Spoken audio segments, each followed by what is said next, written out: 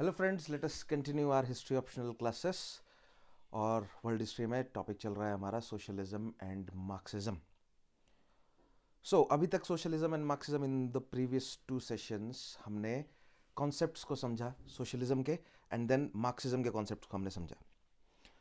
Right, so let us go through what we have covered so far. So first of all we discussed what is socialism, right, the factors inspiring the socialist ideology, then the difference between liberalism and early socialism.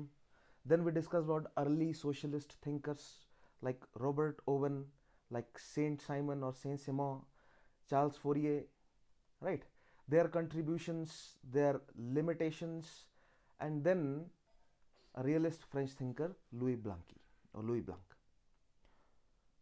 So पहले हमने concepts को समझा socialism के, right. Then we entered into Marxism.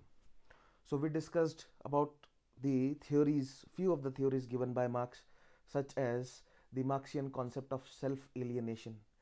Then we discussed the concept of class conflict and dialectical सबसे पहले dialectics क्या है, then dialectical idealism, then dialectical materialism. Then after that we discussed the materialistic interpretation of history. That means the struggle, or according to Marx, the changes in the basic structure results into the changes in the superstructure of dialectism, right. So I hope previous sessions आपने अच्छे से attend जरूर किए होंगे, so that you will be able to connect with this session, because in this session, अच्छा, after that we also discussed about the three stages of the Marxian revolution. The first stage was the stage of direct action. The second stage was the dictatorship of the proletariat. Then the third stage would be the establishment of a stateless and a classless society. So अभी तक हमने socialism and Marxism में ये discuss किया है, right. So we discussed the concepts of socialism and concepts of marxism, right. Then we discussed about their some of the thinkers. So early socialist thinkers में हमने Robert Owen, then Saint Simon, and उसके अलावा Charles Fourier, Louis Blanqui, और marxism में we discussed about the Karl Marx and some of the theories given by Karl Marx. Socialism में हमने discuss किया था भाई इनके कंट्रीब्यूशन, इनके limitations too, right, so that we are able to prepare हम एक क्रिटिकल एनालिसिस जो है वो प्रिपेयर कर सकें. Now in this session we will be discussing the evaluation, right, और हम एक बेसिकली क्रिटिकल इवेल्युएशन या क्रिटिकल एनालिसिस जो है वो प्रिपेयर करेंगे मार्क्सियन आइडियोलॉजी का. सो मेक श्योर कि प्रीवियस सभी सेशंस को आप अटेंड जरूर कर लें, इस सेशन के साथ जुड़े रहें. जो बुक रीडिंग मैंने सजेस्ट करी है, make sure that you go through those sessions too. Alright, so now let us start with today's topic. Today we need to evaluate the impact of Marxism on Europe. So Marx ने क्या कहा था? Marks की prophecy क्या थी कि जो प्रोलेटरेट का जो रेवोल्यूशन होगा, जो ब्लडी रेवोल्यूशन होगा, वो हमें इंडस्ट्रियलाइज्ड नेशंस में देखने को मिलेगा. एंड कौन कौन से थे इंडस्ट्रियलाइज्ड नेशन उस टाइम के? सो ब्रिटेन, फ्रांस, जर्मनी, ये तीन मेन इंडस्ट्रियलाइज्ड नेशंस थे, राइट. लेकिन देखने को क्या मिला हमें कि इन कंट्रीज में तो मार्क्सियन रेवोल्यूशन हुआ ही नहीं, या अगर हुआ भी तो उनको निप कर दिया गया, उनको कंट्रोल में लाया गया, राइट. और सेमी इंडस्ट्रियलाइज्ड कंट्रीज में हमें मार्क्सियन रेवोल्यूशन या कम्युनिस्ट गवर्नमेंट्स एस्टेब्लिश होती हुई नजर आई, like in case of Russia, then later in China. So ऐसा क्यों हुआ, राइट. सो कहने का मतलब यह है कि क्या मार्क्सियन जो कॉन्सेप्ट है या जो इम्पैक्ट है मार्क्सिज्म का, क्या वो एक फेलियर है? क्या मार्क्स फेल हुए अपने प्रोफेसी में? फेल हुए तो भाई कितना फेल हुए, how far it was a failure, right. क्या कुछ सक्सेस भी है उसमें इन्वॉल्व? क्या किसी मैनर में हम कह सकते हैं कि भैया दिस होल आइडियोलॉजी और ये जो पूरा स्ट्रगल चला, जो प्रोलेटरेट का जो स्ट्रगल, क्योंकि काफ़ी कंट्रीज में उन्होंने स्ट्रगल बहुत किया, राइट, तो क्या उन्होंने कुछ सक्सेस भी अटेन करी? So this evaluation we need to prepare in today's session. So let us start with these statements. Make sure that you go through each. आप एक एक स्टेटमेंट को मेरे साथ जरूर पढ़े। राइट, शुरू करते हैं पहली statement. So Marx was active in the revolution of 1848, but after the failure of revolution of 1848, the progressive elements in society were suppressed and the reactionary elements became dominant. So ऐसा क्यों हुआ? Right. For that we need a background. एक छोटा सा हम जो है वो background देख लेते हैं. Now मैंने आपको book reading suggest करी थी. I hope you have gone through the Chartist movement and Luddite movement. Right. So from the beginning of the 19th century, या अगर हम इन सभी आइडियोलॉजी के डेवलपमेंट को अगर समझे, हमने कहाँ से देखना शुरू किया है? From the mid of the 18th century, then from the beginning of the 19th century to the mid of the 19th century and to the start of the 20th century. Right, कुछ इस timeline में हम देख रहे हैं। Then from the mid of the 19th century France में जो है वो हमें फ्रेंच रेवोल्यूशन देखने को मिलता है। From the beginning of the 19th century we have the Napoleonic wars. Right, then we have the peace in 1815, the Congress of Vienna. Right, then we have the revolutions of 1920s, revolutions of 1930s, and then of 1948 till the mid of the 19th century. Now parallel to these revolutions, साथ में industrialization भी, first phase of industrialization भी चल रहा है. This is also the first phase of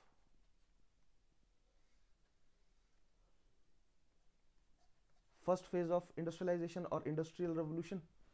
right, जिसमें बहुत भयानक तरीके से जो कैपिटलिस्ट हैं वो लेबर को या प्रोलेटरेट को एक्सप्लॉइट कर रहे हैं, और उस एक्सप्लॉइटेशन के अगेंस्ट जो है वो कई मूवमेंट्स भी हमें यहां पर देखने को मिलेंगी, क्योंकि during this same time early socialist ideology भी डेवलप हो रही है। राइट, सो अगर हम रसो से शुरू कर दें mid of the 18th century से, राइट, सो रसो की आइडियोलॉजी से इन्फ्लुएंस होकर फ्रेंच रेवोल्यूशन हुआ। राइट, लेकिन पैरेलल में ही अगर हम कहें तो इंडस्ट्रियलाइजेशन के अगेंस्ट भी हमें कुछ मूवमेंट्स देखने को मिले, लाइक लुडाइट मूवमेंट अगर हम बात कर लें, या उसके अलावा चार्टिस्ट मूवमेंट जो है वो हमें देखने को मिले। राइट, लेबर्स ने ऑर्गेनाइज करके अपने आप को, कई लेबर यूनियंस या ट्रेड यूनियंस जो है वो डेवलप हुई during this period, and they carried on many such violent movements on their own. But till 1848 तक आते आते सोशलिज्म, अर्ली सोशलिस्ट थिंकर्स धीरे धीरे उन्होंने अपनी आइडियोलॉजी को डेवलप किया। राइट, एंड उसमें से मार्क्स जो है वो निकल कर आते हैं, एक प्रोमिनेंट थिंकर जो कि अपनी कम्युनिस्ट मैनिफेस्टो जो है वो अपना रखते हैं 1948 तक आते आते। राइट, जहां पर वो अर्ज करते हैं सभी लेबर्स को ऑल ओवर द वर्ल्ड कि भैया हमें अब यूनाइट होने की जरूरत है। So during these movements, during the revolution of 1948 और movements of 1948, marks was active. Right, और देखिए एक कल्मिनेशन जो है वो चला आ रहा है, काफी लंबे टाइम से जो है वो लेबर्स प्रोटेस्ट कर रहे हैं, लेकिन the labour movements were not successful in 1948। Why? Because the जो रूलिंग एलिट्स थे, या जो नेक्सस था between the ruling elites and the upper middle class और जो बुर्जुआज हैं, राइट, उन्होंने इस मूवमेंट को कैसे ना कैसे करके सप्रेस कर दिया। और जहां तक बात रही ब्रिटेन की, तो ब्रिटेन ने जो है वो धीरे धीरे अपने जो भी लेबर्स हैं उनकी पोजीशंस को धीरे धीरे सॉल्व करना शुरू कर दिया। देखिए आगे जो हम पढ़ेंगे क्या स्टेप्स फ्रांस में उठाए गए, क्या स्टेप्स जर्मनी में उठाए गए, एंड देन जब हम इंडिया में भी कंपेयर करते हैं, कहीं ना कहीं पहला एक्सपेरिमेंट जो है वो ब्रिटेन में हुआ। राइट, सो अगर मैं यहाँ पर रखूँ तो 1819 के रिफॉर्म्स, देन 1833 के रिफॉर्म्स, देन 1847 के रिफॉर्म्स, ब्रिटेन में लेबर्स की हालात को सुधारने के लिए टाइम एंड अगेन थोड़े थोड़े रिफॉर्म्स जो है वो ब्रिटेन करता रहा। Right, and after the mid of the 19th century then ये रिफॉर्म्स करने का जो पैटर्न है ये फ्रांस और जर्मनी, स्पेशली जर्मनी ने भी कंटिन्यूड रखा। जर्मनी ने भी अपने लेबर्स को सॉरी थोड़ी सी उनकी सिचुएशन को, उनकी कंडीशंस को थोड़ा बेटर करने की तरफ जो है वो स्टेप्स उठाए।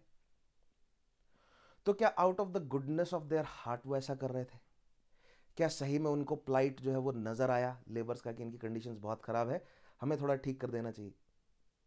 क्योंकि मैंने आपको क्या बताया कि लेबर्स की हालत क्यों ख़राब हुई, बिकॉज कैपिटलिस्ट का एजेंडा क्या है?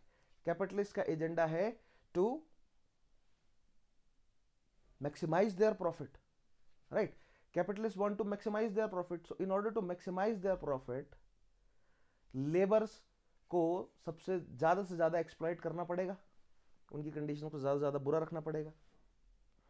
तो अगर वो लेबर की कंडीशंस थोड़ी बेटर कर रहे हैं तो क्या वो अपने प्रॉफिट को कट कर रहे हैं यहाँ पर, राइट? क्योंकि अगर लेबर की कंडीशंस वो बेटर करते हैं, उनको बेटर वर्किंग आवर्स प्रोवाइड करते हैं, अगर उनको बेटर वर्किंग कंडीशंस प्रोवाइड करते हैं, अगर बेटर वेजेस प्रोवाइड करते हैं, अदर सोशल फैसिलिटीज़ जो है वो प्रोवाइड करते हैं, तो क्या वो अपने प्रॉफिट में कट कर रहे थे?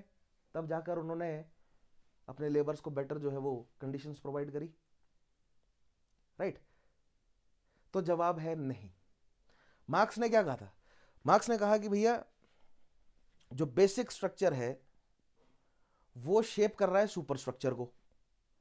दैट मीन्स जो मोड्स ऑफ प्रोडक्शन है और जो रिलेशनशिप है प्रोडक्शन का, वो शेप कर रहा है सुपर स्ट्रक्चर को, यानी पॉलिटिकल स्ट्रक्चर को या सोसाइटल स्ट्रक्चर को या लॉ को या एजुकेशन को, राइट?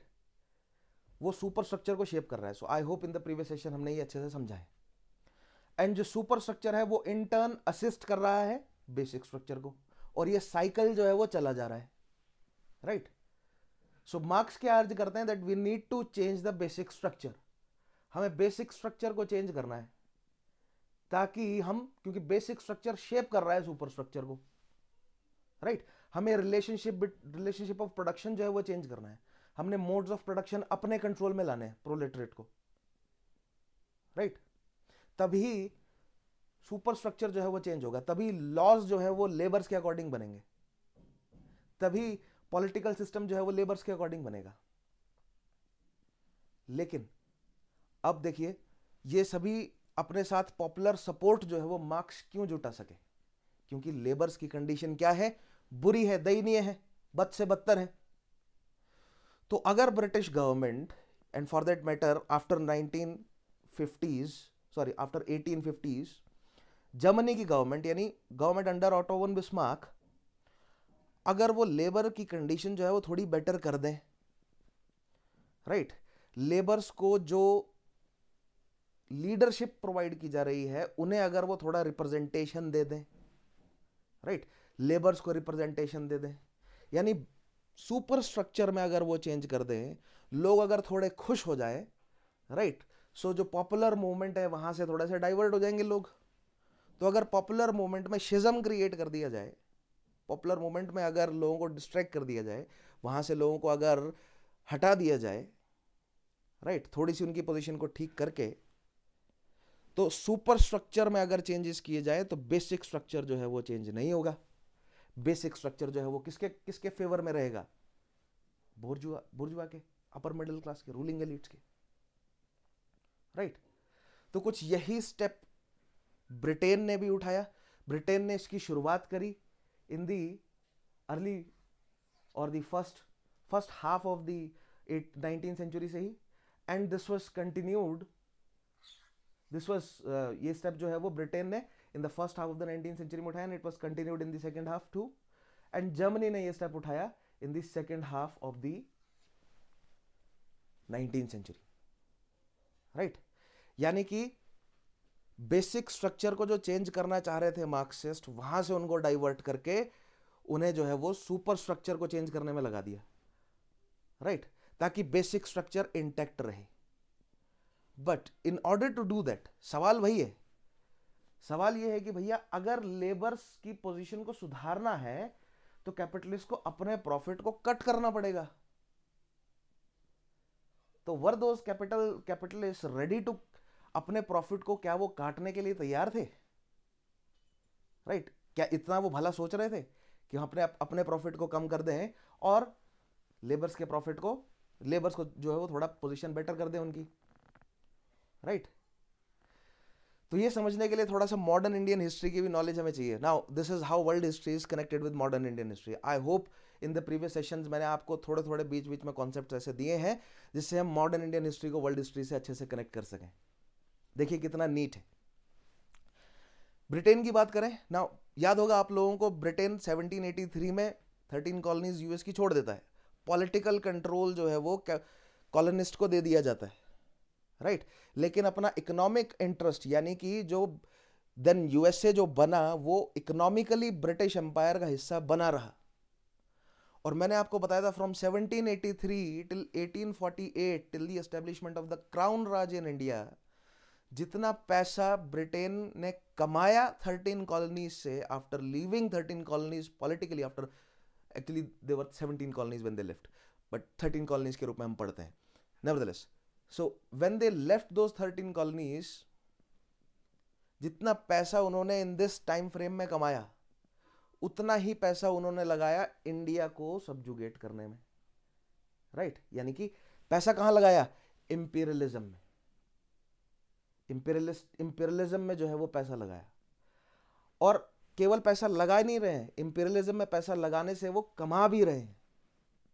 तो जब हम मॉडर्न इंडियन हिस्ट्री पढ़ते हैं, जब हम चार्टर एक्ट्स को पढ़ते हैं 93, 13, 1793, देन 1813, 1833, 1853, देन फाइनली 1858, तो हम वहां यह पढ़ते हैं कि धीरे धीरे कंपनी से जो है वो क्राउन अपनी तरफ पावर को शिफ्ट कर रहा है। क्यों कर रहा है? क्योंकि भैया वहां पर बैलेंस करना है ना ब्रिटेन को। अपने देश में पॉपुलर मूवमेंट जो है वो कहीं शुरू ना हो जाए, लेबर्स जो है वो कितना ही आप एक्सप्लॉइट करेंगे, एक लेवल के बाद तो लेबर उठ ही खड़े होंगे ना। जैसे लुडाइट मूवमेंट या चार्टिस्ट मूवमेंट या ड्यूरिंग दिस पीरियड हम देखेंगे तो लोगों ने फैक्ट्रीज में आग लगाना शुरू कर दी थी, राइट। मास लेवल पर लोगों ने प्रोटेस्ट करना शुरू कर दिया था। तो अपने लेबर्स को खुश रखना जरूरी है, यानी कि उनको उस लेवल पर नहीं जाने देना कि वो बेसिक स्ट्रक्चर को ही चेंज कर दें, right. So that means super structure में चेंजेस करने पड़ेंगे। सुपर स्ट्रक्चर में चेंजेस करने के लिए कैपिटलिस्ट को अपने प्रॉफिट शेयर को कम करना पड़ेगा। Then only they will be able to provide profit और share that profit with the labours और प्रोलेटरेट। लेकिन वो अपने प्रॉफिट शेयर को कम करने को राजी नहीं थे। क्यों करेंगे वो? तो प्रॉफिट जो है वो कहां से, जो एक्सप्लॉइटेशन वो अपने लेबर्स का करके प्रॉफिट कमा रहे थे, अगर वो उसको कैप करते हैं, थोड़ा सा अगर लिमिट में लाते हैं, तो वो बाकी का बचा हुआ कहां से कमाएंगे? बाकी का बचा हुआ कमाएंगे वो अपने कॉलोनीज से। सो जो ये बचा हुआ हिस्सा है, अपने प्रॉफिट को वो कम नहीं कर रहे थे, ये बचा हुआ हिस्सा जो है वो कहां से ला रहे हैं? कॉलोनीज से ला रहे हैं। तो they maintained their profit, right. And at the same time धीरे धीरे उन्होंने अपने लेबर्स की पोजीशन जो है वो सुधारने की कोशिश करी, राइट। मीठी गोली दी बेसिकली उन्हें, ठीक है। उनमें से जो माउथपीस बन सके गवर्नमेंट के लिए, ऐसे लीडरशिप को चूज किया, उनको रिप्रेजेंटेशन के रूप में बिठाया, राइट। थोड़ी सी पोजीशन उनकी ठीक कर दी, लेकिन प्रॉफिट बनाए रखने के लिए कॉलोनीज के ऊपर जो है वो फिर अपनी कंट्रोल को स्ट्रेंथन किया, right. This is the reason, जब मॉडर्न इंडियन हिस्ट्री पढ़ाऊंगा तो और थोड़ा अच्छे से समझाऊंगा इसे। दिस इज द रीजन कि भैया धीरे धीरे कंपनी का राज नहीं, क्राउन का राज जो है वो स्ट्रांग होता जाएगा। किस पर? इंडिया के ऊपर। So company raj and crown raj are very different, दोनों का नेचर बहुत डिफरेंट था, राइट।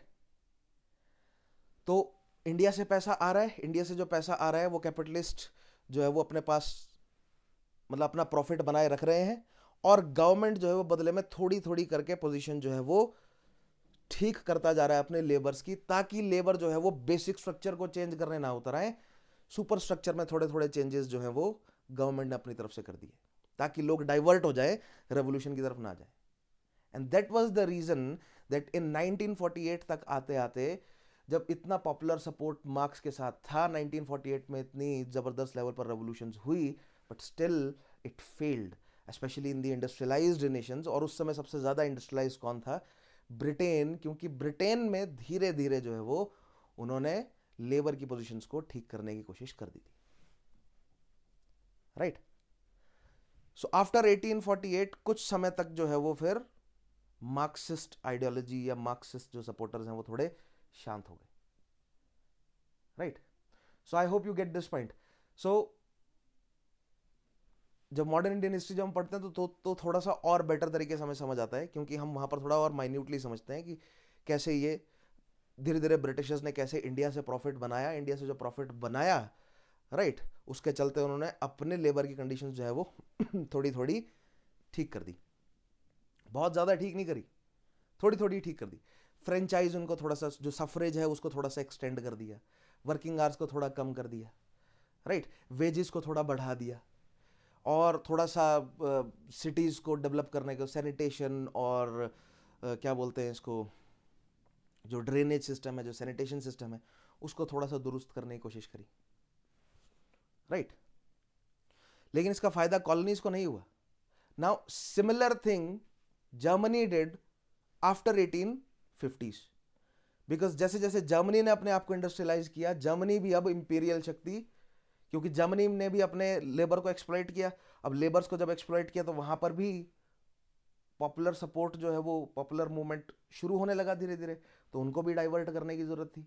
तो जर्मनी ने भी, that is one another reason for imperialism, because after this chapter will enter into colonialism and imperialism. एक बार कॉलोनियलिज्म एंड इंपीरियलिज्म को थोड़ा हम डिटेल में समझेंगे after this chapter, right. So this is one another reason to enter into imperialism, so as to keep the profits to the mark and at the same time popular movement को avert किया जा सके अपने देश में, अपने देश में पोजीशन जो है वो थोड़ी सुधार दो। और पैरेलल में क्या चलाओ, पैरेलल में चलाओ प्रोपेगेंडा। क्या प्रोपेगेंडा? कि हम देखो कितने बेटर हैं और ओरिएंटल्स देखो कितने बारबरिक हैं। तो जो नेशनलिज्म का यूज जो नेपोलियन ने वॉर्स के दौरान किया था, सिमिलरली अब नेशनलिज्म का यूज जो है वो इंपीरियलिज्म के लिए गवर्नमेंट्स या स्टेट्स जो हैं वो ब्रिटेन की यूज कर रही हैं, राइट। अपने लोगों को नेशनलिज्म की मीठी गोली देकर कि भैया देखो we are better, we are superior, we are the Caucasians and we are the whites, we are the superior beings and the Orientals are subhuman, right. उसके अलावा भी इंडिविजुअलिज्म भी पैरेलल में चल रहा था, थोड़ी देर में वो भी समझाऊंगा आपको क्या है। तो इंपीरियलिज्म को बूस्ट मिला, कॉलोनियलिज्म को बूस्ट मिला, मिडिल क्लास को प्रॉफिट वहां से अपना पूरा कर लिया उन्होंने, राइट। बदले में उन्होंने अपनी जनता को पॉपुलर मूवमेंट में एंटर करने से रोक लिया। क्यों? क्योंकि अपनी जनता को बताया कि भैया वी आर, जैसे नेपोलियन ने क्या बोला था, that we are French, we are the better kind, right. Otherwise देखा जाए तो फ्रांस, शार्लमेन ने जो फ्रांस एस्टेब्लिश किया, राइट, गाउल में, Gaul was the reason and France was the tribe, it was a Germanic tribe, right. और France भी कोई होमोजीनियस नहीं है, फ्रांस में भी बहुत तरह के लोग हैं, लेकिन the northern France, Normans are actually Vikings, Vikings are in turn Germans, right.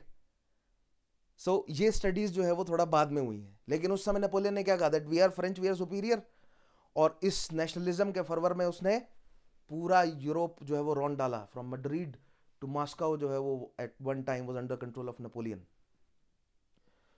तो सिमिलर इंपीरियलिज्म, सिमिलर नेशनलिज्म की जो फीलिंग है, इसको टैप किया कैपिटलिस्ट ने या गवर्नमेंट ने, राइट, फॉर इंपीरियलिज्म, कि भैया हम बाकियों से बेटर हैं तो हम ज़्यादा से ज़्यादा दुनिया को कंट्रोल करेंगे, हम ओरिएंटल्स को कंट्रोल करेंगे, we Caucasians, we whites will rule the world, right?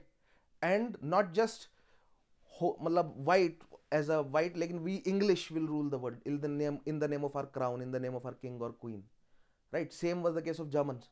Germans ने अपने अंदर एक नेशनलिज्म की भावना बनाई कि we Germans are the superior, हमने फ्रेंच को हराया लिप्जिग में, राइट।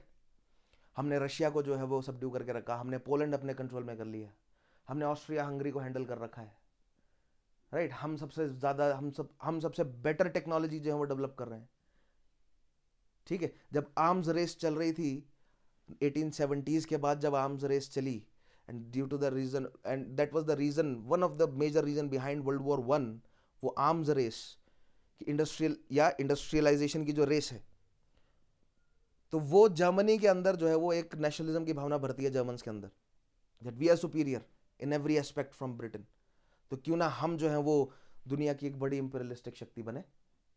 तो अपने लोगों को इंपीरियलिज्म, नेशनलिज्म में फंसा दिया, right, against orientals as well as other Europeans, ठीक है, अपने इंपीरियलिज्म कॉलोनियलिज्म के चलते वहां से जो कैपिटलिस्ट ने पैसा कमाया, राइट, उससे उन्होंने अपने लेबर्स की पोजीशन को थोड़ा स्ट्रांग कर दिया, थोड़ा बेटर कर दिया, थोड़ा यानी कि सुपर स्ट्रक्चर में चेंजेस कर दिए।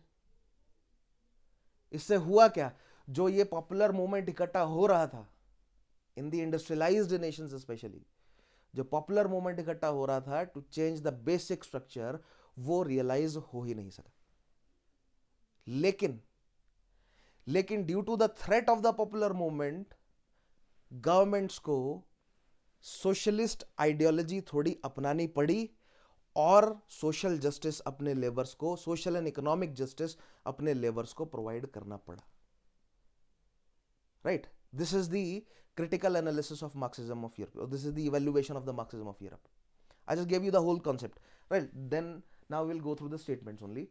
मैंने आपको थोड़ा सा कॉन्सेप्ट बता दिया, while we'll go through the statement मैं फिर से आपको ये सारी कहानी एक बार समझा दूंगा, ठीक है। Now let us go through the statement. I hope background आपके पास अच्छे से है, I hope आपको थोड़ी कहानी भी समझ आई होगी, right? Interesting है, I don't know, I am a nerd, I feel it, मतलब मुझे काफ़ी इंटरेस्टिंग लगती है सारी कहानी। सो आई ट्राई टू, कि मैं कोशिश करता हूँ कि आपको भी थोड़ा सा हिस्ट्री में इंटरेस्ट जागे, because history as a subject बहुत बोरिंग लगता है सबको, कि फैक्ट्स है, लेकिन अगर आप थोड़ा सा देखेंगे ह्यूमन नेचर को समझकर, अगर थोड़ा पढ़ेंगे हिस्ट्री को, तो बहुत मज़ा आता है पढ़ने में, right. Alright, so where were we? So Marx was active in the revolution of 1848, but after failure of revolution of 1848, the progressive elements, the forces of change, I hope now you guys know and understand what are forces of change and forces of continuity. The reactionary forces are the forces of continuity, right? In society were suppressed and the reactionary elements became dominant. क्यों और कैसे dominant हुए मैंने आपको बताया, धीरे धीरे करके मीठी गोली थी, ब्रिटेन में specially. Thus for some time even Marxism became inactive. लेकिन फिर से मार्क्सिज्म ने जो है वो स्ट्रेंथ पकड़ी, but the Crimean war turned to be a watershed in the European history, because in order to win Crimean war, अपने labours को फिर से और ज्यादा एक्सप्लॉइट करना शुरू किया यूरोपियन पावर्स ने, और रशिया को जो है वो कंट्रोल में लाने के चक्कर में बहुत ज्यादा ही रशिया ने भी अपने लेबर को काफी एक्सप्लॉइट किया, और जर्मनी ने भी, and for that matter France और ब्रिटेन ने भी। तो अब मैंने आपको बताया ही कि जब भी अगर यूरोप में वॉर छिड़ता है तो बाकी आइडियोलॉजी के लिए थोड़ा जो है वो स्पेस तैयार हो जाता है। सो क्राइमियन वॉर, ऑल्दो हमने क्राइमियन वॉर के बारे में पढ़ा है कि भैया it was a futile war, कोई कंसीक्वेंस नहीं निकला, लेकिन इसका एक बड़ा कंसीक्वेंस ये था कि एक स्पेस क्रिएट हो गया, फिर से पॉपुलर सपोर्ट फिर से इकट्ठा कर लिया मार्क्सिस्ट ने to change the basic structure, right. So it changed the scenario in Europe and prepared the way for further changes. क्या further changes हुए? अब फिर से जो है वो लोग सामने आ गए, पॉपुलर सपोर्ट आ गया मार्क्सिस्ट के पास, और अब वो कहने लगे कि भैया नहीं, हमें रेवोल्यूशन जो है वो लेकर आनी है। Now in order to do that, Marx realised कि भैया केवल एक कमरे में बैठकर आर्टिकल्स लिखकर, अखबारों में लिखकर जो है वो काम नहीं चलेगा, कुछ ऑर्गेनाइजेशन जो है वो एस्टेब्लिश करने की जरूरत है, right? Then Marx once again became active during 1860s and formed the Socialist International in 1864. So एक formal organization जो है वो मार्क्स ने एस्टेब्लिश करी, सोशलिस्ट इंटरनेशनल इन 1864, और अगेन यहाँ पर वही कम्युनिस्ट मैनिफेस्टो, एंड देन इसके बाद डास कैपिटल और अदर उसके वॉल्यूम्स भी धीरे धीरे निकलने शुरू हुए, right. So what was this socialist, first socialist international? इनका मेन एजेंडा था कि जितने भी इंडस्ट्रियलाइज्ड नेशन है उसमें सोशलिज्म को प्रमोट किया जाए, ज़्यादा से ज़्यादा लोगों को अपने साथ जोड़ा जाए, उनको मोटिवेट किया जाए और उनको रेवोल्यूशन में जोड़ा जाए, right. So Marx's motive was to organize the workers of Britain and France and lead them towards the revolution, because up till 1864 जो है वो Germany was not that industrialized. Germany 1870s के बाद under auto von Bismarck, Germany यानी unify होने के बाद Germany उसके बाद जो है वो बड़े लेवल पर इंडस्ट्रियलाइज हुआ, राइट। लेकिन ब्रिटेन और फ्रांस, स्पेशली ब्रिटेन जो है वो काफी बड़े लेवल पर इंडस्ट्रियलाइज हो चुका था, फ्रांस भी अपने आप को ठीक ठाक इंडस्ट्रियलाइज कर चुका था, तो वहां पर पॉपुलर सपोर्ट को इकट्ठा करने की मार्क्स ने कोशिश करी। ना सोशलिस्ट इंटरनेशनल इंक्लूडेड, अब सोशलिस्ट इंटरनेशनल में केवल मार्क्सिस्ट ही नहीं थे, moderate socialist, anarchist, and other thinkers as well. But soon Socialist International also collapsed. क्या कारण रहा होगा सोशलिस्ट इंटरनेशनल का कोलैप्स होने का? राइट पहला कारण तो यह है कि जहां पर भी उन्होंने वायलेंट अपराइजिंग करने की कोशिश करी उसको कोअर्सिव फोर्सेस के माध्यम से स्टेट ने सब्जुगेट कर दिया, पहला तो यह है। और दूसरा है मीठी गोली। स्टेट ने रिफॉर्म्स लाए, ब्रिटेन में रिफॉर्म्स लाने की कोशिश की गई, राइट फ्रांस में रिफॉर्म्स लाने की कोशिश की गई, थोड़ी सी कंडीशन को बेटर करने की कोशिश जो है वो लगातार की गई ताकि लोगों को पॉपुलर सपोर्ट, पॉपुलर मूवमेंट से दूर रखा जाए। ठीक है, नाउ अब हम एक एक करके देखते हैं कि what happened in Britain, what happened in France and what happened in Germany. So although the Socialist International collapsed, but it encouraged the changes in Europe. Firstly, now the workers turned from economic demands towards political demand. Right? Socialist International was a failure. लेकिन workers को यह बात समझ आई कि भैया अपने आप को पॉलिटिकली स्ट्रांग करना जरूरी है।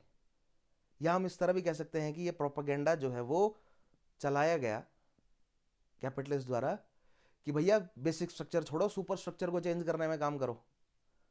राइट अगर आपके पास रिप्रेजेंटेशन ही नहीं होगा, बेसिक स्ट्रक्चर तो आप लड़ झगड़ कर चेंज कर ही नहीं सकते। आर्मी, स्टेट के पास आर्मी है, राइट आप आर्मी से गुरिल्ला वॉरफेयर कर सकते हो, आर्मी को एंगेज्ड रख सकते हो, जीत नहीं सकते आर्मी से। Right that means if you want to get something done right regarding your condition, आपको रिप्रेजेंटेशन की जरूरत है, आपको अपने अकॉर्डिंग लॉ बनवाने पड़ेंगे। राइट उसके लिए आपको जो है वो पॉलिटिकल यानी कि जो सुपर स्ट्रक्चर है उसमें चेंजेस लाना पड़ेगा। तो बेसिक स्ट्रक्चर, इकोनॉमिक डिमांड्स छोड़िए, पॉलिटिकल डिमांड्स जो है वो उठाइए। राइट अपनी रिप्रेजेंटेशन को बढ़ाइए। So now their aim was to capture political power. Secondly, political movements intensified in central and eastern Europe, not just in Britain but central and eastern Europe में भी धीरे धीरे पॉलिटिकल मूवमेंट जो है वो इंटेंसिफाई हुई। Right that means now the socialist, the communist, the Marxist, the anarchist, anarchist तो चाहते ही नहीं है ना स्टेट, राइट वो तो एनार्की लाना चाहते हैं।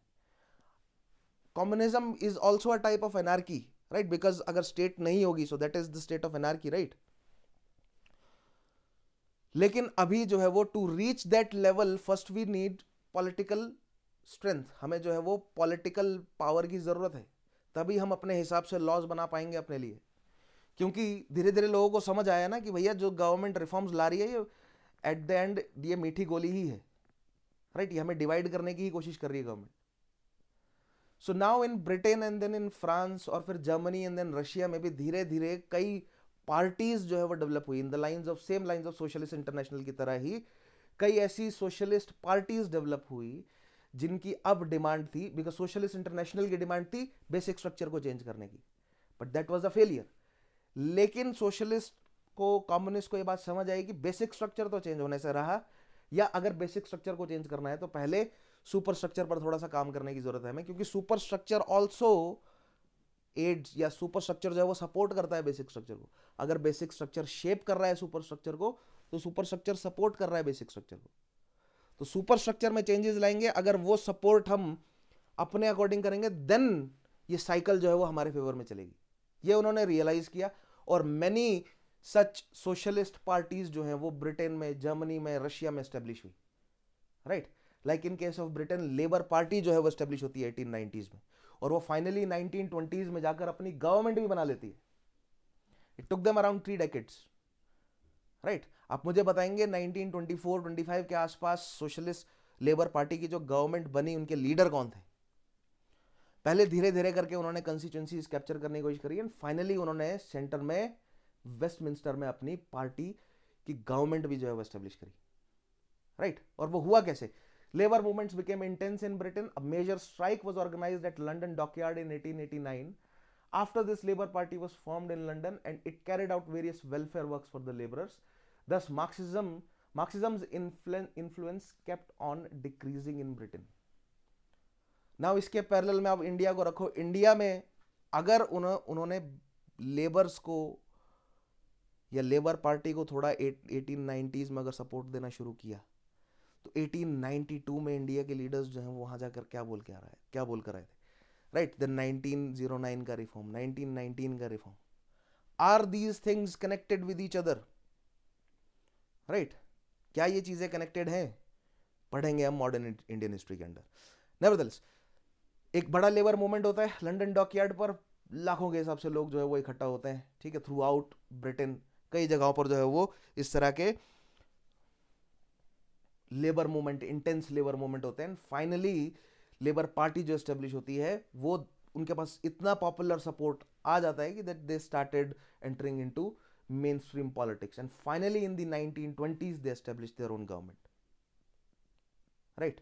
अब वो गवर्नमेंट क्यों एस्टेब्लिश हुई, या फिर ओके विल डिस्कस दैट, अभी ज़्यादा इंटरेस्टिंग हो जाएगा आपके लिए, थोड़ा सा मैं डाइवर्ट नहीं करना चाहता आपको। 1930s की ब्रिटेन की politics, world war and all those things, depression वगैरह, इकोनॉमिक डिप्रेशन वगैरह, ये सारी चीज़ें बहुत ब्यूटीफुली कनेक्टेड है। मॉडर्न इंडियन हिस्ट्री और वर्ल्ड हिस्ट्री बहुत ब्यूटीफुली कनेक्टेड है एक दूसरे से।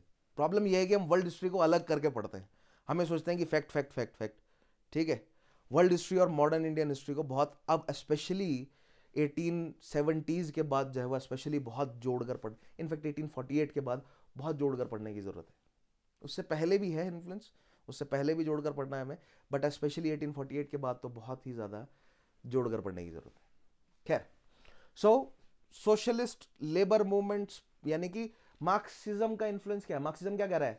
बेसिक स्ट्रक्चर को चेंज करने का, ठीक है, मोड ऑफ प्रोडक्शन अपने हाथ में हो, रिलेशनशिप जो है वो between the producers and the capitalist, यानी कैपिटलिस्ट और लेबर के बीच का जो रिलेशनशिप है वो लेबर के फेवर में हो, बेसिक स्ट्रक्चर को चेंज किया जाए, राइट? ये जो कॉन्फ्लिक्ट है of the basic structure and super structure, इसमें बेसिक स्ट्रक्चर लेबर्स के फेवर में हो, ये है मार्क्सिज्म की आइडियोलॉजी। लेकिन इससे दूर हटकर अब कहां जा रहे हैं Marxist, socialist, anarchist, right, specially socialist, वो किस तरफ जा रहे हैं? सुपर स्ट्रक्चर को चेंज करने की तरफ, राइट? सो मार्क्सिज्म का सपोर्ट जो है वो कम होता जा रहा है। This is what the failure of Marxism, specially in the industrialized Nations. वहां पर मार्क्सिस्ट रेवोल्यूशन नहीं हुआ, और अगर कहीं हुआ भी तो उसको निप कर दिया गया, राइट? स्पेशली जैसे पेरिस में देखेंगे, नेक्स्ट केस हम पेरिस का देखेंगे।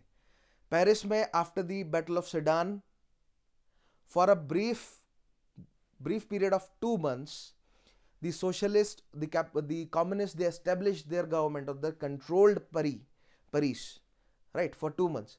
That government is known as the Paris Commune, right? But then reactionary forces सामने आकर उनको हटा देती हैं, और फिर उसके बाद जो है वो कम्युनिस्ट गवर्नमेंट पेरिस में या फॉर दैट मतलब द होल फ्रांस में बन ही नहीं पाती, ठीक है? So after the Battle of Sedan and the fall of Louis Napoleon III, now Louis Napoleon the third was in favor of whom? He was in favor of, after Louis Blanc, right? 1948 के बाद Louis Napoleon III came into power. Louis Blanc was not at power, लेकिन वो minister था, and he was in favor of reforms, और थोड़ा power देना चाह रहा था वो लेबर्स को। लेकिन Louis Napoleon the third was in favor of the bourgeois, upper middle class, the capitalist, right? So उसके जाने के बाद जो है वो for a brief moment France में 2 महीने के लिए कम्युनिस्ट गवर्नमेंट पेरिस में एस्टेब्लिश हुई, लेकिन उसको रिप्लेस कर दिया गया, उसको हटा दिया गया। So Marxist became active in France, they toppled the government of Paris in 1871 by the use of force and maintained control over the city for 2 months, but soon reactionary forces overpowered them. This government was known as Paris Commune. So in France it was also a failure, right? France ने forcefully establish ही नहीं होने दी वहां पर government, right? Britain में क्या कोशिश की गई कि भैया रिफॉर्म देकर लोगों को बेसिक स्ट्रक्चर को चेंज करने से डाइवर्ट कर दिया जाए, और पॉलिटिकल कंट्रोल जो है थोड़ा उन्हें दे दें, ताकि पॉपुलर मूवमेंट थोड़ी सी अवर्ट की जा सके, राइट? सेम लाइंस पर जर्मनी भी चला। नेक्स्ट एग्जांपल जर्मनी का देखते हैं। Now Social Democratic Party was formed in Germany, right? This party was also influenced by Marxism. Its aim was to topple the government by means of proletariat revolution and capture of power. So same Marxist line पर चल रहे थे ये। Now, German Chancellor Bismarck stressed on welfare works to check the influence of this party. Finally, German working class diverted from the aim of revolution. Then Socialist Democratic Party too changed its aim. It now concentrated on entering the government by democratic process and work for socialist transformation. Right? I hope ये कहानी, ये statements आपको अच्छे से समझ आ गई होंगी. Marks से इन्फ्लुएंस होकर 1870s के बाद स्पेशली, या उससे पहले भी थोड़ा, जब धीरे धीरे कैपिटलिस्ट जो है वो लेबर्स को जर्मनी में भी एक्सप्लॉइट करने लगे, तो मार्क्स से इन्फ्लुएंस होकर सोशलिस्ट डेमोक्रेटिक पार्टी वहां बनी. उनकी कोशिश थी कि भैया एक कम्युनिस्ट गवर्नमेंट बनानी है मार्क्सिज्म को फॉलो करके, बिकॉज मार्क्स ने बहुत स्ट्रांगली ये पॉइंट रखा था, एक प्रोफेसी दी थी कि भैया ऐसा ही होगा, दिस इज द ट्रूथ, ऐसा ही होना है, this is inevitable. And people were religiously following Marxist ideology, right? So they joined this such parties, right? उन्होंने ब्लडी रेवोल्यूशन करने की कोशिश करी, लेकिन आप कितना भी पावरफुल हो जाएं, आप स्टेट से पावरफुल नहीं हो पाएंगे. गुरिल्ला वॉरफेयर करके अगर आप एक आधी सिटी भी कैप्चर कर रहे हैं, like in case of world war one, जब हम वर्ल्ड वॉर वन पढ़ेंगे, अगर हम जर्मनी की बात कर ही रहे हैं, तो वर्ल्ड वॉर वन में मैं आपको बताऊंगा कि जर्मनी ने सरेंडर क्यों किया. राइट? इट वॉज नॉट कि भैया जर्मनी जो है वो मिलिटरीली हार रहा था. Germany was fighting a two-front war, but still Germany was not losing militarily. Militarily, Germany was far superior, not far superior, but militarily जो है वो superior था जर्मनी, और militarily जीत रहा था. लेकिन जो रशिया में हुआ, राइट, रशिया ने जो सरेंडर कर दिया जर्मनी को, क्योंकि रशिया में जो है वो कम्युनिस्ट गवर्नमेंट एस्टेब्लिश होने लगी, या रशिया में पॉपुलर रेवोल्यूशन हुआ, वही सेम सिचुएशन जर्मनी में भी बनने लगा. Communist they captured Berlin and many other important major cities, Bavaria वगैरह, जर्मनी बवेरिया वगैरह, इस तरह की जो बड़ी सिटीज हैं वो स्टटगार्ट में, जर्मनी बर्लिन में, बवेरिया में, कम्युनिस्ट जो है वो उन्होंने कंट्रोल करना शुरू कर दिया था. राइट? सो जर्मनी की गवर्नमेंट को जो है वो कम्युनिस्ट रेवोल्यूशन को सप्रेस करने के लिए सीज फायर आर्मिस्टिस जो है वो सू करना पड़ा पीस के लिए. आर्मिस्टिस की डिमांड करनी पड़ेगी, भैया कुछ देर के लिए युद्ध रोक दो, पहले अंदर इंटरनल मैटर सुलझा रहे, फिर लड़ेंगे. राइट? इस सिचुएशन का फायदा उठाकर जर्मनी ट्रीटी करेगी वर्साई की, और जर्मनी को एलाइज ने जर्मनी को कंट्रोल में किया. वो कैसे, वो थोड़ा आगे थोड़ा डिटेल में समझाऊंगा, बहुत इंटरेस्टिंग स्टोरी है. बट माय पॉइंट इज कि पॉपुलर रेवोल्यूशंस को कोर्सिव फोर्सेस से निप किया गया, यानी कि आप जो है वो कितना भी पावरफुल हो जाए, आप स्टेट से पावरफुल नहीं हो सकते. राइट? अब इंडिया में भी काफी लंबे समय से रेड कॉरिडोर में स्ट्रगल चल रहा है, लेकिन क्या वो स्टेट से पावरफुल है? क्या वो पूरी तरह, वो कुछ जगहों पर स्टेट को उलझा सकते हैं, हो सकता है कुछ सिटीज को भी कैप्चर कर लें, कुछ रीजन को अपने कंट्रोल में रखें, लेकिन वो पूरे स्टेट को कंट्रोल में नहीं ला सकते. राइट? तो फिर आप कहेंगे कि सर रशिया ने कैसे कर लिया, या चाइना में कैसे कम्युनिस्ट गवर्नमेंट बन गई? यही सवाल आया होगा आपके मन में तुरंत. कोई बात नहीं, जब वर्ल्ड वॉर वन पढ़ेंगे देयर आई विल एक्सप्लेन कि भैया रशिया में कैसे कम्युनिस्ट गवर्नमेंट बन गई, वहां पर क्या माहौल था. Right? According to Marx, industrialised countries में कम्युनिस्ट गवर्नमेंट बननी थी, लेकिन बनी कहां? सेमी इंडस्ट्रियलाइज्ड कंट्रीज में, such as Russia, and another example is China. तो वो कैसे हुआ? वहां पर भी तो पॉपुलर मूवमेंट हुआ, वहां पर भी तो state. So my point is, state वहां पर उतना स्ट्रांग नहीं था, because Germany, France, Britain, they were highly industrialised states. Right? तो अगर इस तरह का बड़ा इंडस्ट्रियलाइज्ड स्टेट है, तो आप उनके अगेंस्ट पॉपुलर मूवमेंट करके जीत नहीं सकते. राइट? दे विल किसी ना किसी तरह से, वन वे और another, they will control you, और वो उन्होंने किया भी. राइट? थोड़ा सा और डिटेल में पढ़ेंगे इसको, इस सवाल का जवाब भी ढूंढेंगे कि रशिया में ही क्यों हुआ या चाइना में क्यों हुआ. ठीक है? आज हम ये देख लेते हैं कि इंडस्ट्रियलाइज्ड नेशन में क्यों नहीं हुआ, मार्क्स की प्रोफेसी फेल क्यों हुई. Right? So these statements I hope आप समझ गए होंगे. जर्मन वर्किंग क्लास जो है वो डाइवर्ट हो गई, सोशलिस्ट पार्टी जो है वो अब पॉलिटिकल पावर गेन करने की तरफ बढ़ गई, गवर्नमेंट ने जो है वो अपनी तरफ से कंसेशंस दिए, रिप्रेजेंटेशन प्रोवाइड करी, लेबर की पोजीशंस को थोड़ा सुधारा, और इंपीरियलिज्म की भावना भरी, नेशनलिज्म की भावना भरी. जिससे इंपीरियलिज्म जो है वो, यानी कॉलोनीज को अपने एस्टेब्लिश किया जा सके, इंपीरियल पावर बना जा सके।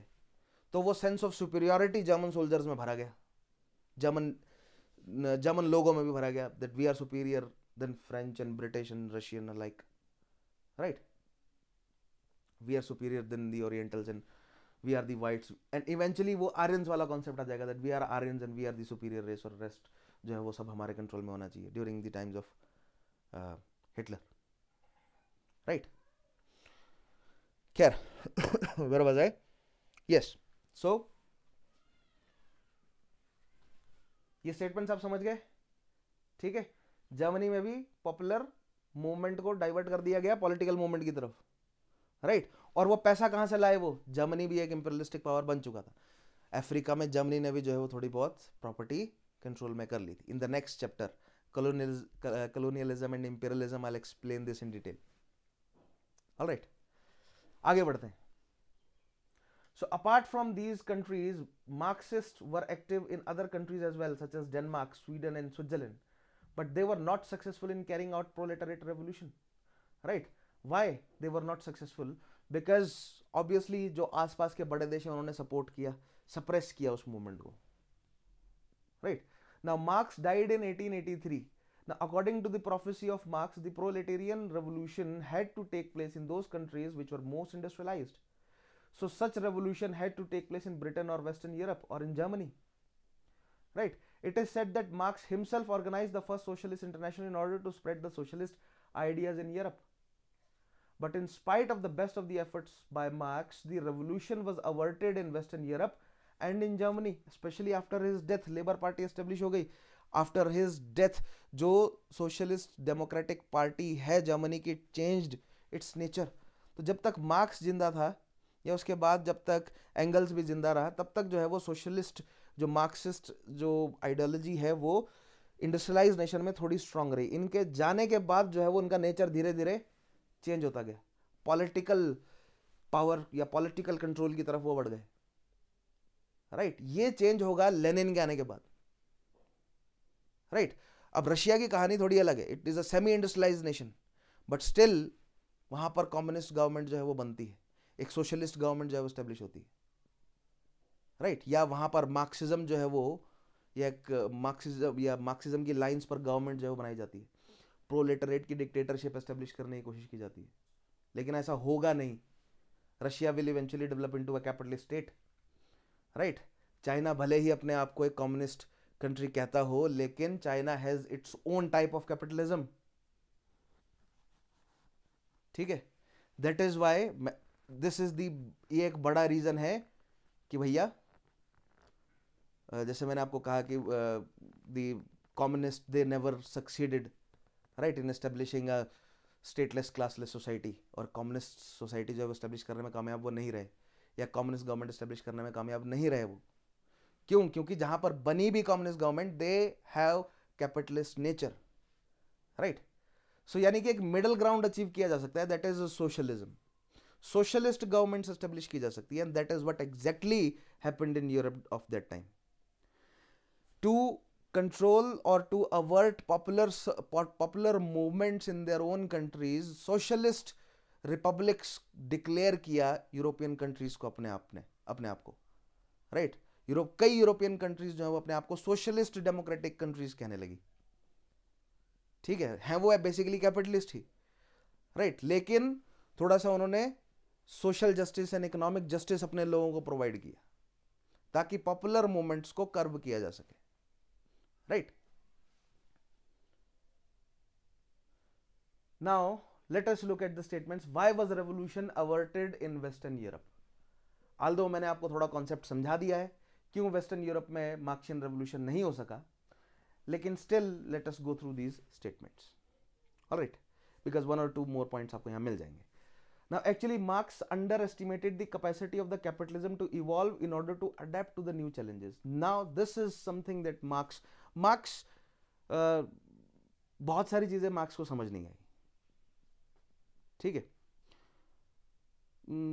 मार्क्स का जब हम क्रिटिक अगर करें, ऑल्दो दिस इज नॉट, हमें मार्क्स का क्रिटिक जो है वो प्रिपेयर नहीं करना, हिस्ट्री ऑप्शनल के लिए इट इज नॉट नेसेसरी, लेकिन एथिक्स में हम जब पढ़ेंगे थोड़ा, वहाँ थोड़ा मार्क्स का क्रिटिक हम प्रिपेयर करेंगे, राइट।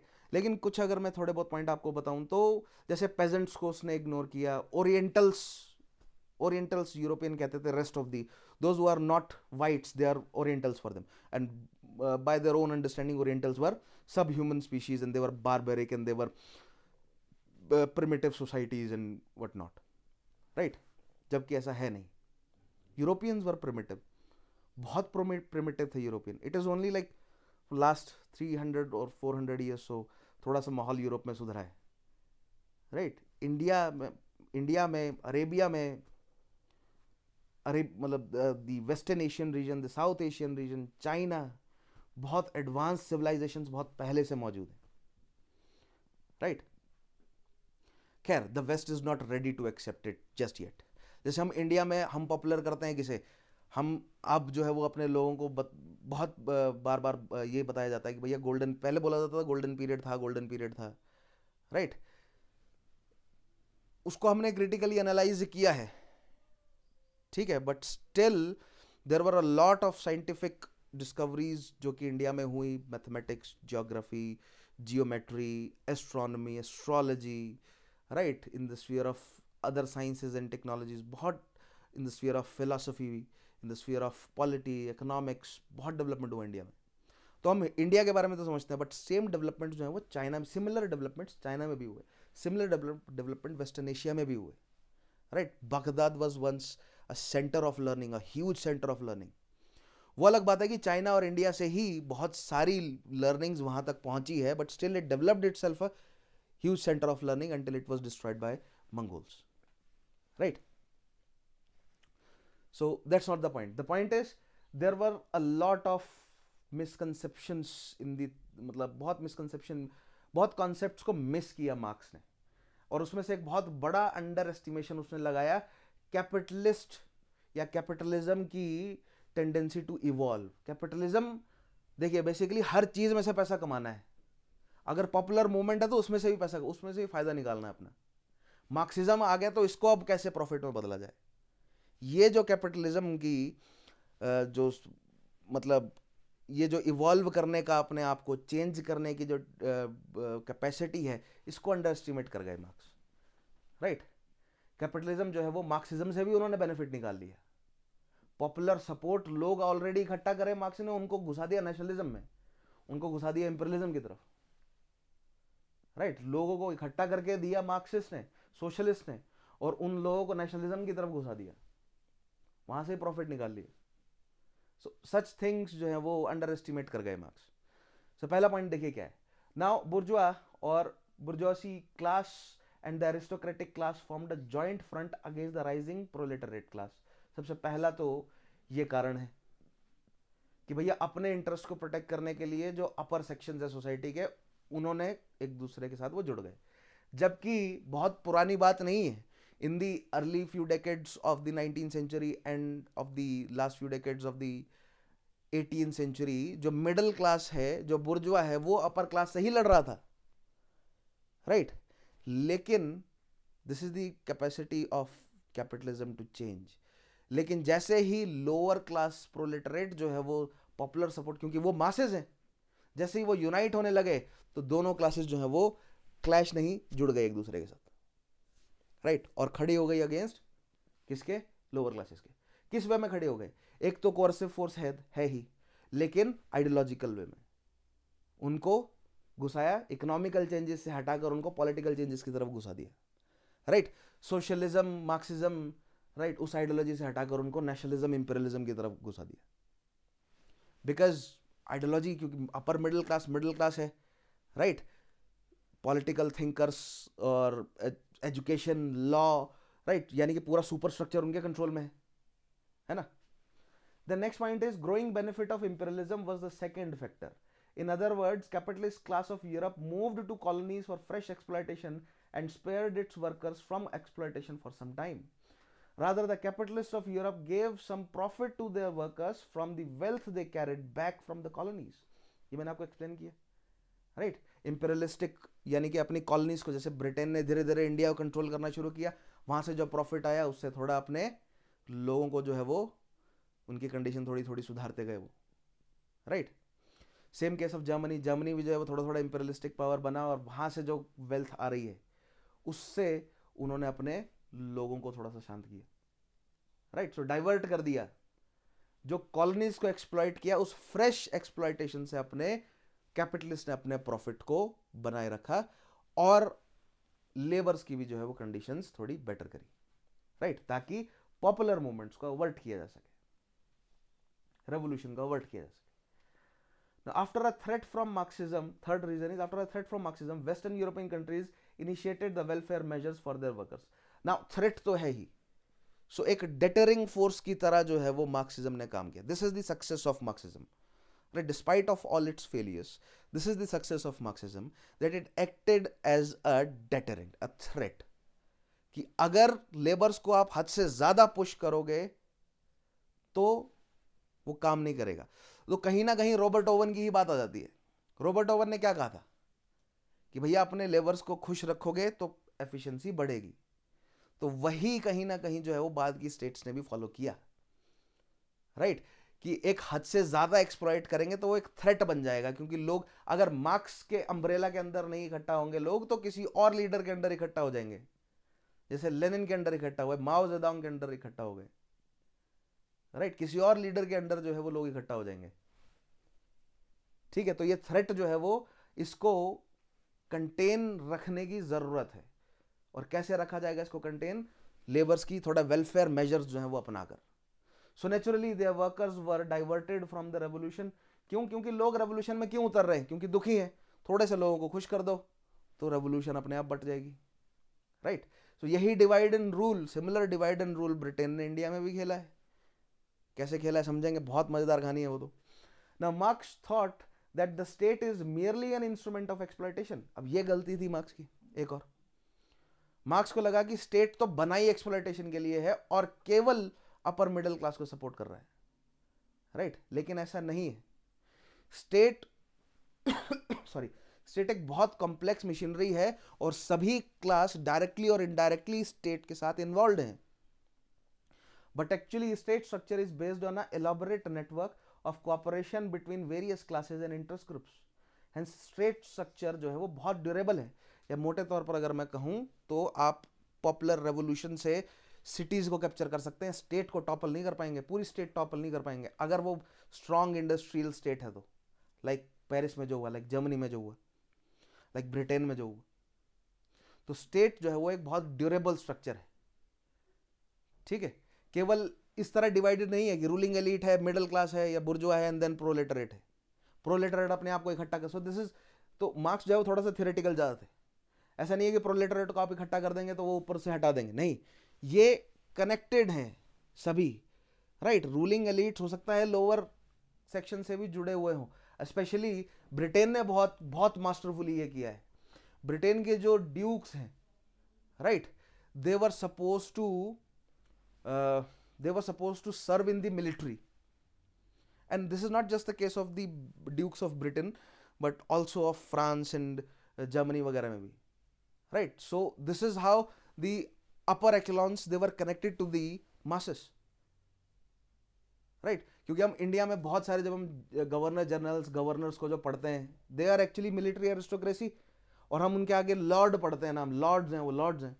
उनको आप अगर आप पढ़ोगे तो वो कहीं ना कहीं के ड्यूक्स वगैरह निकल कर आएंगे। हो सकता है कोई ड्यूक हो सकता है कोई बैरन हो, या कहने का मतलब एरिस्टोक्रेसी से जुड़े हुए हैं, और उनको आप युद्ध में भेज रहे हैं, लोगों के बीच में जो जोड़ रहे हैं। तो ऐसा नहीं है कि एक सेक्शन है तो वो अपने में ही उलझा हुआ है बस, all the sections are connected with each other, right. एक एलॉबरेट नेटवर्क है, यानी कि बहुत ड्यूरेबल है स्टेट सिस्टम। 3 लेयर्स में नहीं है कि लोअर लेयर इकट्ठा हो गई और ऊपर की 2 लेयर को हटा दिया, नहीं, all of these layers are connected with each other.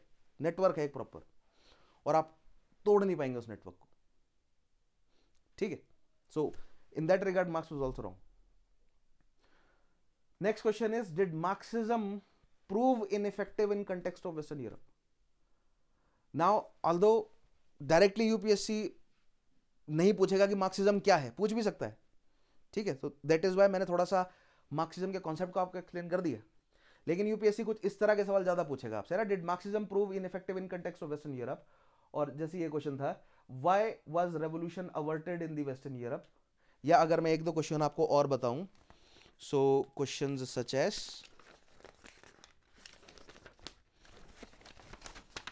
like Marxian communism is primarily the offspring of German Hegelianism and French socialism. Comment. So Marxian socialism, ये थोड़ा सा ये आ जाता है थोड़ा सा कि आपको वहां पर मार्क्सिज्म, हेगेलियनिज्म और फ्रेंच सोशलिज्म इन सबको एक्सप्लेन करना है, ठीक है. Then there is another question that France was more fertile than Britain in producing new socialist theories and movements, though they bore less concrete results in France than in Britain. Right? Britain में ज़्यादा जो है वो क्यों socialist ideology develop हुई, right, जबकि France ने जो है वो कई थिंकर्स को दिया. I'll डिस्कस दिस क्वेश्चन, ये एक दो क्लासेस के बाद मैं जो है वो ये क्वेश्चंस कुछ और डिस्कस करूंगा, राइट. सो हमें मार्क्सिज्म सोशलिज्म अगर हम पढ़ रहे हैं तो हमें सोशियोलॉजी या पीएसआईआर के कंटेक्स्ट में नहीं पढ़ना है, हमें हिस्ट्री ऑप्शनल के कंटेक्स्ट में पढ़ना है, राइट. हिस्ट्री ऑप्शनल में जिस तरह के क्वेश्चंस बनते हैं उन सवालों के जवाब ढूंढने हैं.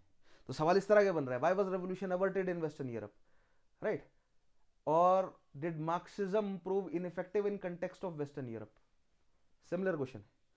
सो क्या अब ये देखिए, पहला जो पार्ट है दैट वाज, इस सवाल को आप कह सकते हैं कि व्हाई मार्क्सिज्म फेल्ड, राइट, यानी कि ये इसकी लिमिटेशंस है, राइट, क्रिटिकल एनालिसिस में अगर हम देखें तो. और जो नेक्स्ट क्वेश्चन हम देखने जा रहे हैं ये इसकी सिग्निफिकेंस बताएंगे हम यहां पर. सो ऑल्दो सो क्या कंक्लूजन है फाइनली हमारे पास, it was not a complete failure. ऐसा नहीं है कि आउटराइट मार्क्सिज्म को कोई इंपैक्ट रहा ही नहीं. हाँ, जो इंटेंडेड था, जो प्रोफेसी थी मार्क्स की, वो अचीव नहीं कर सके. वो कहां? इन the industrialised countries, right. Communist governments बनी कहां? सेमी इंडस्ट्रियलाइज्ड कंट्रीज में. बट वहां पर भी हम देखेंगे कि क्या जो मार्क्स ने एनविजन किया था, क्या उसी तरह की गवर्नमेंट्स बनी? Case of Russia and case of China देखेंगे, राइट. उसके अलावा और भी, जब हम कोल्ड वॉर पढ़ेंगे, दो ब्लॉक्स पढ़ेंगे, socialist communist and capitalist block, वहां भी देखेंगे जो कम्युनिस्ट गवर्नमेंट्स एस्टेब्लिश हुई, क्या वो मार्क्स के लाइन पर चल रही है या नहीं, चली या नहीं. So the question is, did Marxism prove ineffective in context of western Europe? पहला पॉइंट है, we can not accept this view. हम पूरी तरह नहीं एक्सेप्ट कर सकते कि Marxism was a failure. We cannot accept this view as capitalism changed its character due to the challenge from Marxism or communism. Right? Capitalism is changeable अगर उसको कोई threat मिले. That is its capacity. That it will change itself अगर कोई threat मिलेगा उसे तो.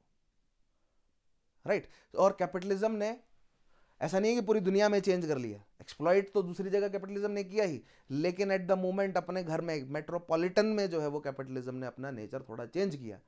इसके रिजल्ट में कई यूरोपियन कंट्रीज ने अपने आप को सोशलिस्ट रिपब्लिक्स डिक्लेयर किया, राइट, इन दी 20th century.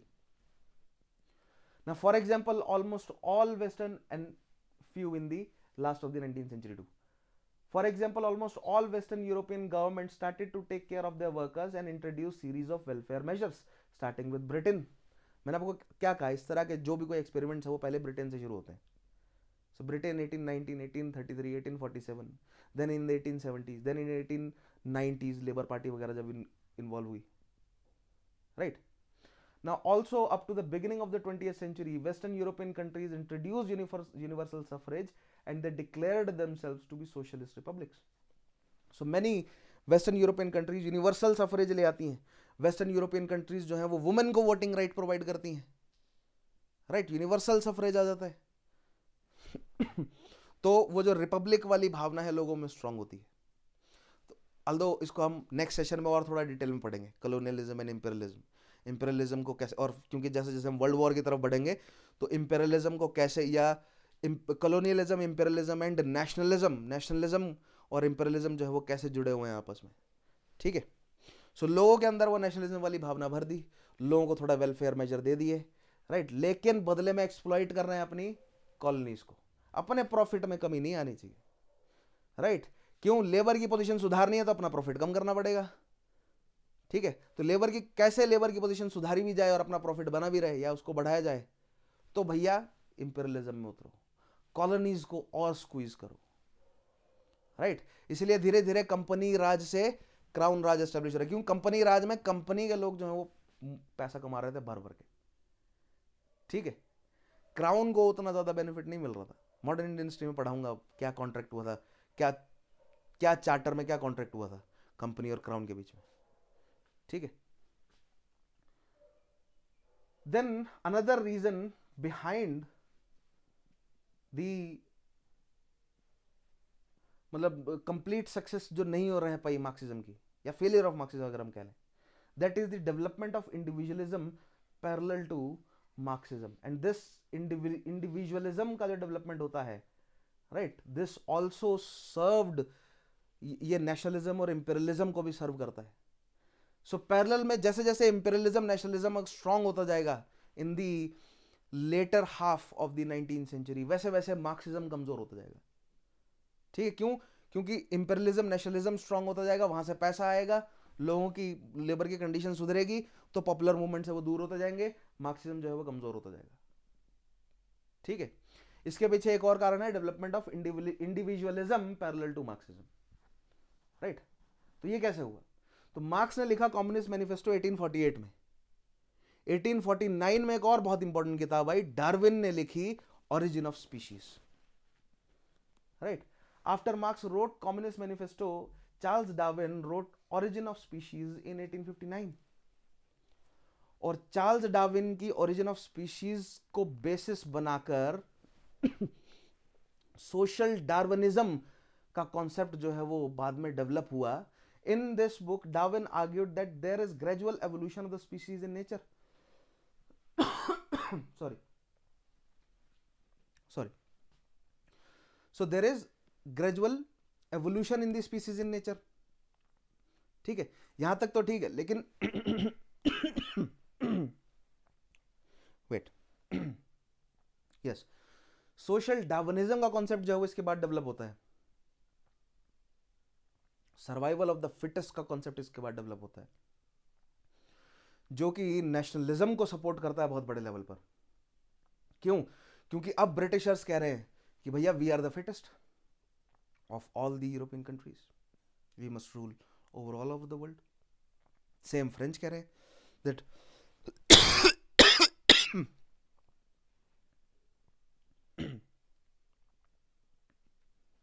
Excuse me, same French कह रहे हैं that we are the fittest. Same बात जर्मनी के लोग बोल रहे हैं, सेम रशियंस। तो ये क्या हुआ, एक नेशनलिज्म जो है वो किसकी तरफ बढ़ता जा रहा है। There is a term, specifically एक टर्म यूज करेंगे हम इन द नेक्स्ट सेशन, एक टर्म यूज करेंगे जब, चलो बता ही देता हूं, इट इज जिंगोइज्म। नेशनलिज्म जो अब जिंगोइज्म की तरफ बढ़ रहा है, राइट। यहां से धीरे धीरे फासिज्म निकलेगा, extreme form of nationalism is jingoism, right. Why? Because Darwin laid stress on the merit and competition. Darwin ने क्या कहा, स्पीशीज इवॉल्व क्यों कर रही है, जो भाई लायक है, नेचर जिसको लायक, जिस जीन को नेचर लायक समझ रहा है उसको इवॉल्व कर दे रहा है। लेकिन ये बाद में इसके काउंटर में भी नई थ्योरीज आ गई हैं। This is not how exactly evolution works, लेकिन at that time this was the understanding, और बहुत पॉपुलर किया गया उसे। इससे सर्वाइवल ऑफ द फिटेस्ट, समझ रहे हैं, इससे क्या मिल गया, क्रेडिबिलिटी मिल गई एक्सप्लॉइट करने की। अब देखिए सुपर स्ट्रक्चर किसके कंट्रोल में है, कौन पढ़ाएगा ये सारी चीजें, राइट, कौन प्रोपगेट करेगा, राइट। उन्हें मिल गया क्रेडिबिलिटी एक्सप्लॉइट करने की, कि भैया हम एक्सप्लॉइट कर रहे हैं क्योंकि हम कर सकते हैं, हम स्ट्रॉन्गर हैं, हम सुपीरियर हैं, इसलिए हम एक्सप्लॉइट कर रहे हैं।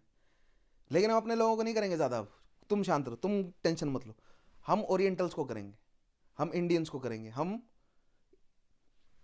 चाइनीज को करेंगे, जापानीज को करेंगे, साउथ ईस्ट एशियंस को करेंगे, अफ्रीकन को करेंगे, साउथ अमेरिकन को करेंगे, अरेबियंस को करेंगे, राइट।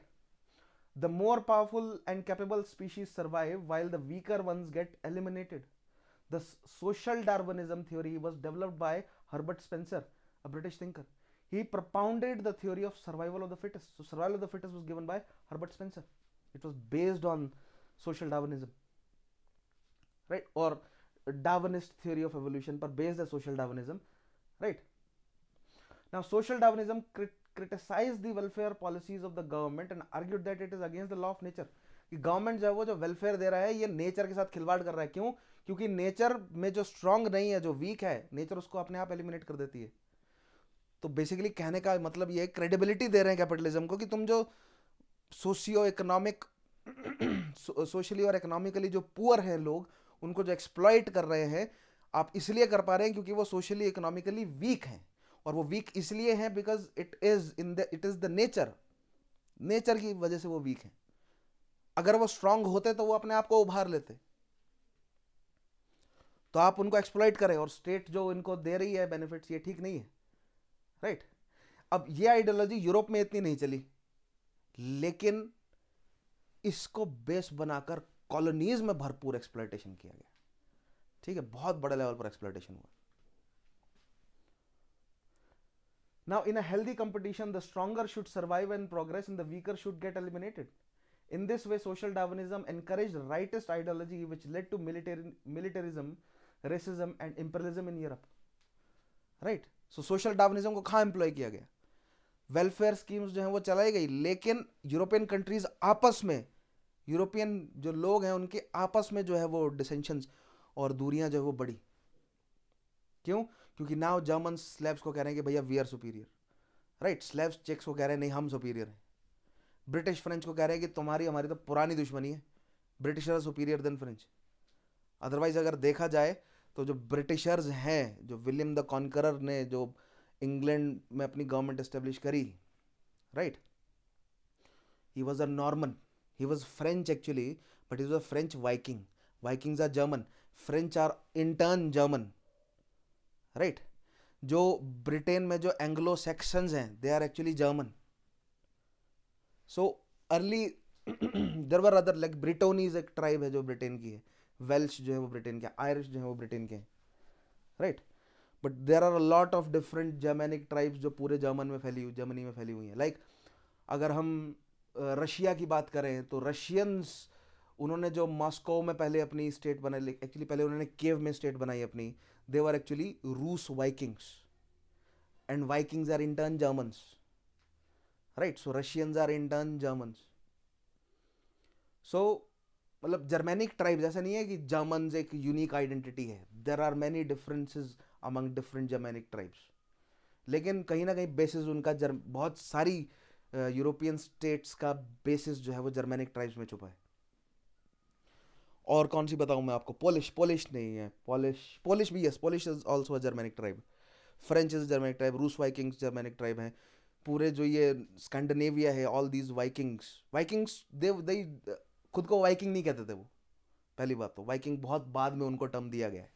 और वाइकिंग व्यक्ति नहीं है, वाइकिंग एक्ट है ऑफ पिलेजिंग, ऑफ मतलब पिलेजिंग करने का, लूटिंग करने का एक्ट को वाइकिंग कहा जाता था. खैर उसमें नहीं जाएंगे हम. या थोड़ा सा आपको कॉलोनियलिज्म वाला जो चैप्टर पढ़ाऊंगा नेक्स्ट, उसमें थोड़ी सी ये कहानी समझा दूंगा. ठीक है. Now my point is that कि वो आपस में लड़ रहे हैं. ठीक है. फ्रेंच कह रहे हैं हम सुपीरियर, फ्रेंच तो बहुत पहले से बोलते आ रहे हैं कि हम सुपीरियर हैं. इटालियन नेशनलिज्म भी जाग चुका है, जर्मन नेशनलिज्म जाग चुका है, फ्रेंच नेशनलिज्म पहले से चल रहा है, ब्रिटिश नेशनलिज्म पहले से चल रहा है, रशियन नेशनलिज्म भी जाग रहा है. और ये सब आपस में आके दिखा रहे हैं एक दूसरे को. Right. Thus, in 19th century and the first half of the 20th century, there was a conflict between middle and the lower class. अब लोअर क्लास जो है वो अपने आप को बेटर करना चाह रही है और मिडिल क्लास जो है वो एरिस्टोक्रेसी के साथ जुड़कर एक्सप्लॉइट करना चाह रही है. तो ये कॉन्फ्लिक्ट जो है वो चलता रहा. Along with the socialism, Marxism confronted ultra nationalism यानी जिंगोइज्म, इंपीरियलिज्म एंड मिलिटरिज्म यानी कि फासिज्म जो है वो हमें कंबाइनली डेवलप होता हुआ नजर आएगा. Now this is just a prologue to the next session. ये हम नेक्स्ट सेशन में अब थोड़ा और डिटेल में ये सोशल डार्विनिज्म को कैसे यूज किया गया, या एक कॉन्सेप्ट डेवलप होगा यहाँ से यूजेनिक्स का. राइट. यूजेनिक्स समझेंगे हम क्या है और कैसे. पहले कॉलोनियलिज्म, इंपीरियलिज्म समझ लेते हैं, फिर जब हम वर्ल्ड वॉर 1 में एंटर करेंगे ना, there I will explain these concepts again. But I hope आप समझ गए होंगे कि खुद को सुपीरियर बताकर सब एक दूसरे को सुपीरियर बताएंगे तो भैया सब एक तरह से क्या हो जाएगा, एक ईगो का कॉन्फ्लिक्ट हो जाएगा. राइट. एंड दैट इवेंचुअली, अब कॉन्फ्लिक्ट एक्चुअली इकोनॉमिक है, ब्रिटेन वर्ल्ड वॉर वन जो हुआ, ब्रिटेन जर्मनी से इकोनॉमिकली सुपीरियर रहना चाहता था, लेकिन अपने लोगों को अगर लड़वाना है तो सुपर स्ट्रक्चर तो उनके हाथ में ही है, राइट। तो भैया ऐसी ये प्रोपेगेंडा चलाया जाए कि हम ब्रिटेन से सुपीरियर, हम जर्मनी से सुपीरियर हैं, या जर्मनी कह रहा है कि भैया हम ब्रिटेन से सुपीरियर हैं, राइट, और हमें जो है वो कंट्रोल करना है पूरी दुनिया को। तो खैर what happened and what was documented are very different things।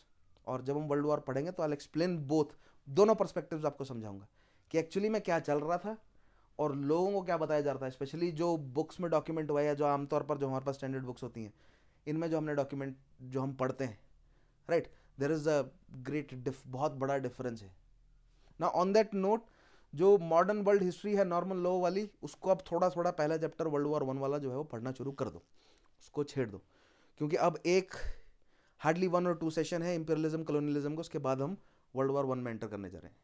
तो आप थोड़ा सा पहले वर्ल्ड वॉर वन पढ़ना शुरू कर दो। एनसीईआरटी तो है ही आपके पास, राइट। उसके अलावा चक्रवर्ती साहब की किताब है, वो कहाँ गई, नहीं पढ़ी गई, उस चैप्टर से भी, उस बुक से भी वो वर्ल्ड वॉर वन को थोड़ा सा पढ़ना शुरू कर दो, और थोड़ा थोड़ा नॉर्मल लॉ को भी पढ़ना शुरू कर दो, ठीक है। रेस्ट कॉन्सेप्ट मैं समझाऊंगा आपको, all right. So that is all, आज के लिए इतना ही। Thank you for watching. This was the end of the topic socialism and Marxism. We need to discuss few questions on this chapter.